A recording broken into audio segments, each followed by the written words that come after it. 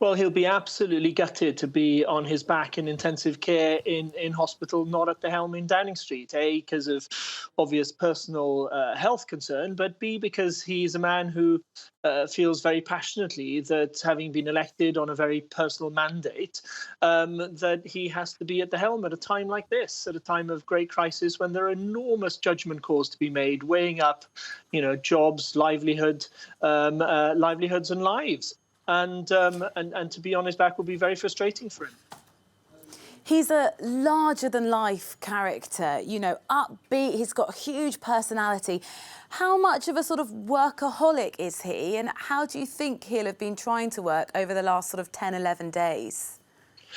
Well, I've heard him joke many times over the decades that I've known him about rugby, a game where you get hit very, very hard, but you dust yourself off and you get back in there and back stuck in the front row, which is what he used to play. And it's been a metaphor for him in life. I've never really known him to be ill, never really known him to be tired. He has this irrepressible sort of energy and determination, as well as the optimism that drives him on. So it will have taken a lot for him to let go. I have been told by people who've worked very closely with him over the last few days that he has scaled back, he has delegated as much as he can do. He's taken medical advice, he's talked to doctors every day and listened to what they say.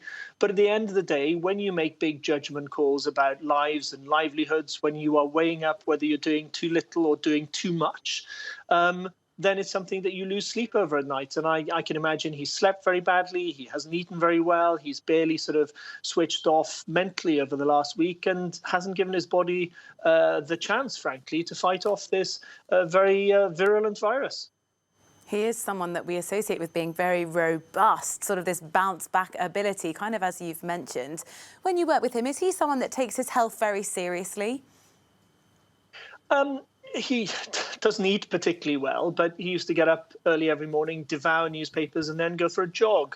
A very leisurely one, but nevertheless, he would go running virtually every day. Then he would cycle to work and cycle to most places. So there was sort of mental downtime when he wasn't looking at a screen, not talking to people on the phone, and there was physical exercise. I imagine that's been a lot harder to do since he's gone into number 10, and at a time when there's a crisis like this, the temptation, as always, is to sort of rely too much on sort of chocolate and caffeine, not eat properly, not sleep properly, not get fresh air, and that's not great for any of us. I grew up in North London. I remember Boris Johnson cycling past at one point, and we were familiar with him as Londoners, often seeing him out on his bike. Let's just talk, if we can, a little bit about how the government is going to run while he is unable to sort of lead things from the helm. Dominic Raab is a very different style of politician. How does he try to fill Boris's shoes in the next few days? Well, he doesn't, basically. I mean, he is the designated deputy for the purposes of somebody chairing the meetings. But as you say, he's a very different character. He's a hugely intelligent man, a lawyer of great ability that was involved, for instance, in putting Slobodan Milosevic in court, which some of your viewers and listeners will be familiar with. So no doubt about his ability, but he's not the sort of the national character that is the person to sort of rally the troops and the people at a time like this. So I think he'll be a much more minimalist role. He's not taking over as team captain as such.